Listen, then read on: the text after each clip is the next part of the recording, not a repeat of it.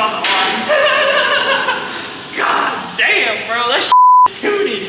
Honestly, that's not a bad height. That's a good rifle. What is going on, YouTube? It's Eric. Welcome to the channel. Today we're going to be working on the good old Lexus LS430. Specifically, we're going to be working on installing these coilovers. So these are the max speeding rods. I believe they're the Pro Series trim. Quote me if I'm wrong. And these have a 24-way dampening adjustment, and they're going on this car right here. So let's get to it.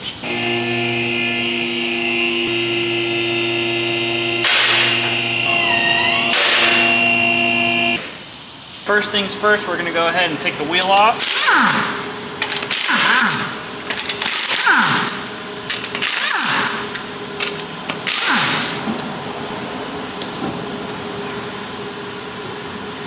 So the first thing I recommend doing is undoing the level sensor here. So just get a 10 mil, zip it off, and then set it to the side. That way, once you take the spindle out, you know, in case this thing goes flying, you don't want to damage it. All right, so the next thing we're gonna go ahead and do is get this retaining clip out. Let's go ahead and just pull it out. Probably want to like lift this side up if you can.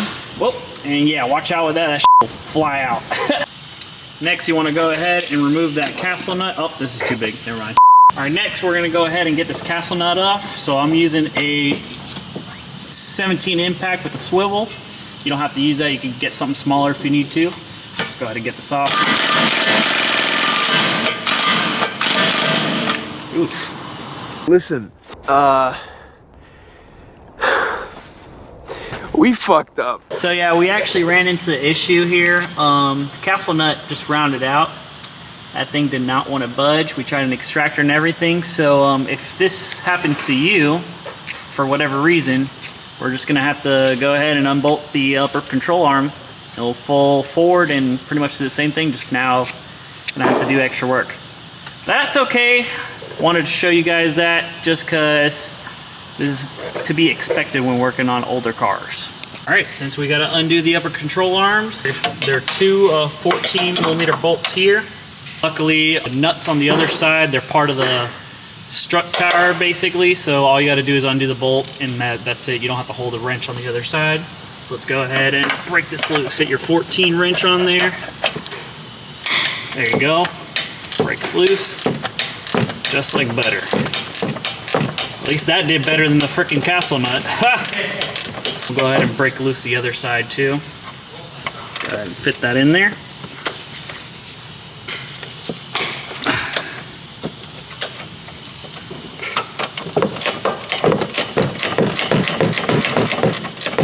So another thing you want to do before, like let's say if you're doing it this method, taking the upper control arm out, well, same thing when you're, you know, undoing the spindle here. You want to take off anything that's in the way, like these lines or whatever. There's 10 millimeter bolts here. That way, in case this flies over, you don't want to like pull or stretch any lines or anything getting stuck, and then you possibly damage something. So I'll show you undo these with 10 millimeters.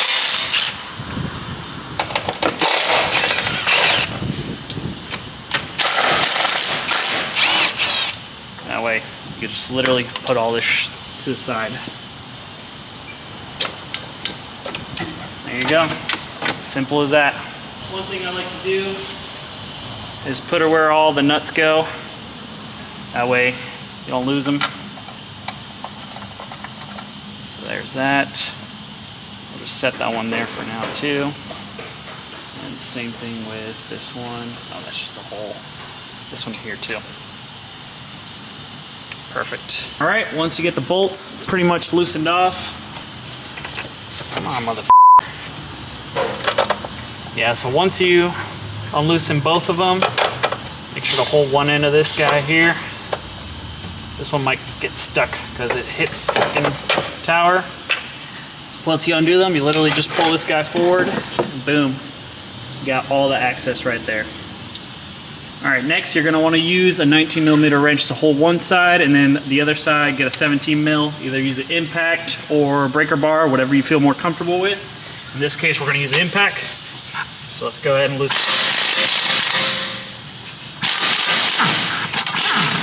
There you go. Nuts off, easy as that. And then You literally just pull this bolt out. Usually, I like to just put the nut back on. So the bolt, set it to the side. We're good to go on that. So now we're gonna move up top. So next we're gonna go ahead and get these three 14mm nuts off, and then that way it'll break loose the McPherson strut. Should be able to come down. Pretty much golden from there, and you just pull it from the bottom. So let's get to it. Again, you could always use a breaker bar, and then or use a small impact, whatever you got. Make it work.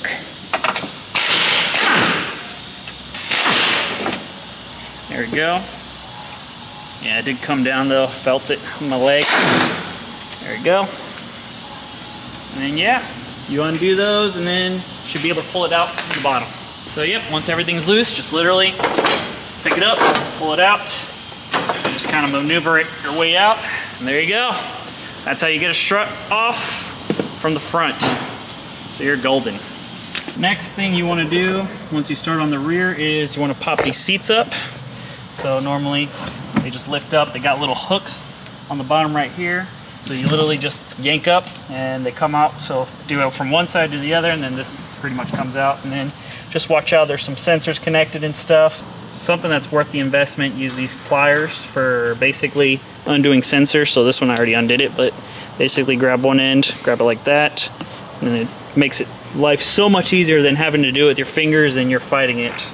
Once you undo the sensors, you can literally just pull the seat out. That way you have clearance. See where all the mounting bolts to undo the upper part of the seats. So yeah, you want to get this corner here. There's another one right there. And then another one should be in here as well, somewhere right there. And there's another corner there. There's one in that little hole there. Another hole there, so you just pop these clips out. Should be able to get access to them. Last one that's in here should be here, so you literally just pull this guy off. This should pull out, pull it back, and then that's the last, right there's the last nut that's holding it down, and then you should be able to pull these back seats out. So yeah, once you get all the bolts and nuts loose, literally, this guy should just pull out. Get one side. If you got a second hand or a helper, have them help you out. That way you can both take it out evenly. Pull this guy here too. There you go. Perfect. And it's better to just leave them forward. Be careful if any sensors or anything like that get caught up here. You don't want that. So yeah, once you get to this part, you want to go ahead and undo those tabs. See my panel clip pliers over there holding the other one, and then you should be able to lift this guy up and get access to basically the strut tower on this side and on that side, and you'll be good to go. So you want to undo all these 14mm nuts. Just basically get that in there, break it loose. Once these nuts, just pull them down. That way you get this little, I guess I want to say a dust cover for the strut tower, whatever they call it. Comment down below if you know what it's called. There we go, made that nice satisfying popping noise. We're gonna go ahead and put the nuts, little dust cover. We're just gonna call it the dust cover. And then same thing around, get those 14mm nuts out. These ones are gonna be a lot harder in, so be prepared to get something like this, what I have, for better leverage.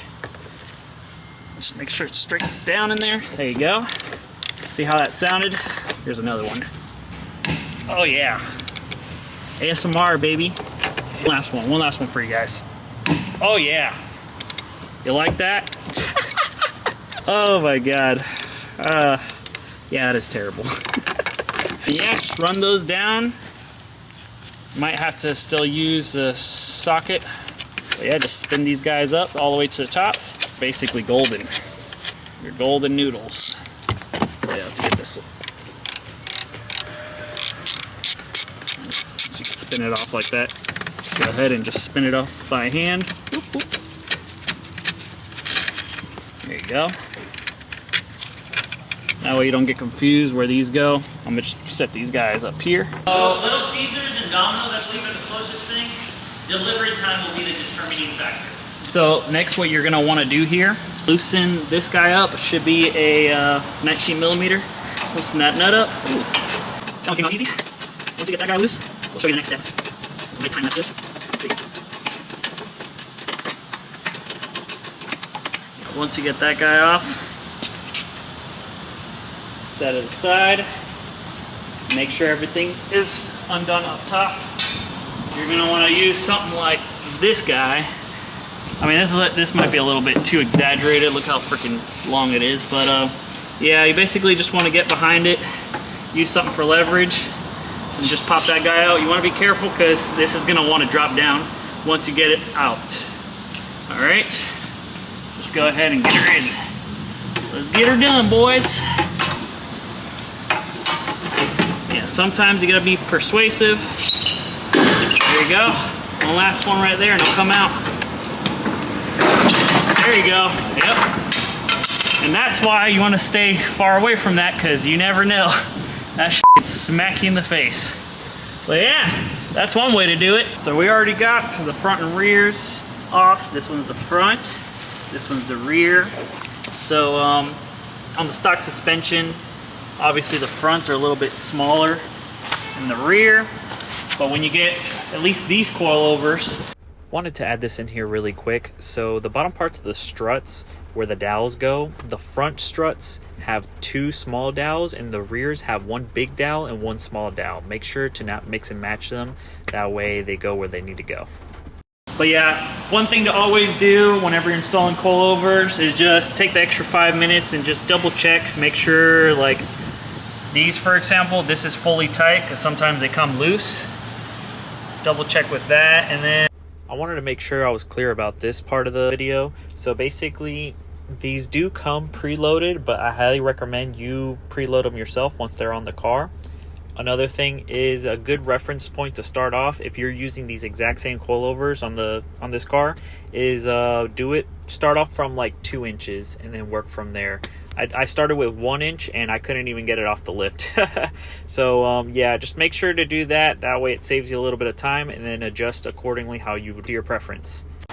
And you pretty much got all the factors down. But yeah, we're going to be slapping these on the car right now. Once it comes to installing the coilovers, at least on this coilover setup, I already put one of the dowels in, but the rear coilovers are going to have 2 bigger dowels, 1 for each side. That's how you know these are the rear ones. And then have a smaller dowel on the other side that comes in here. You could either do 2 ways. You could either raise the coilover enough to where it could reach up to where the strut tower holes are, or you could lower the car and like in your case, if you're on the ground or anything like that, you could use a jack and pretty much raise the bottom part of the car to raise the suspension up. That way it puts it up there, and then have someone else or yourself up on top and at least start the nuts on there. So basically when you get this set up, you don't have to put that nut all the way in, but obviously I have 1 inch clearance, so this doesn't lift all the way. I'm gonna have a helper pretty much lift up on the knuckle, and on my end, literally once it's lined up, simply just put the nut in. So there's that. So basically I'm just gonna explain to you how we did it, just because it is a little bit hard to show you at the same time. So once you set up the coilover, so on this one, make sure you have the bigger dowel on this side and the smaller dowel on that side, and make sure it goes in the right way, like that. I don't know how other coilover setups, but at least on this one you do. Then here's where you jack the vehicle at. Let me go ahead and give you a better look. All right, right under there. Just jack it up, and then mess around, spin it to where you can move the top hat until you can align the bolt holes on here, and then just tighten the nuts down, and then pretty much tighten everything down. Set your dampening adjustment, do everything you got to do. So I just wanted to show you guys that way you have an idea on how to do it. Everything's pretty much reverse procedure. Just tighten everything down, and then adjust to your preference, how you want it. Do your preload adjustment, etc. And then yeah, go from there. All right, so I wanted to show you guys for the front, pretty much kind of similar how you do the rear. Raise it from the lower control arm until the coilover. Let's see if I can get a better angle of it. Till the bottom of the coilover lines up with those holes, and you run the bolt and the nut through, and you're good. As well as you tighten up top bolts and everything.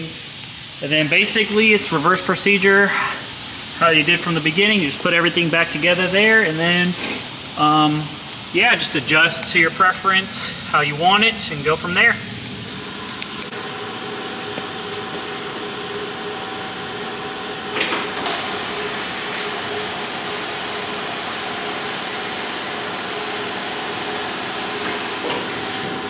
Damn, it's on the arms. God damn, bro, that shit tooted. Honestly, that's not a bad height. That's a good rifle. It's still on the arms too. It's Gosh, you look.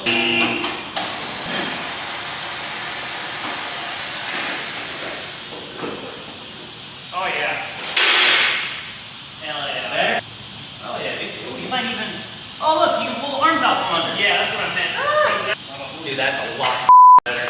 Yeah, now it doesn't look exaggerated.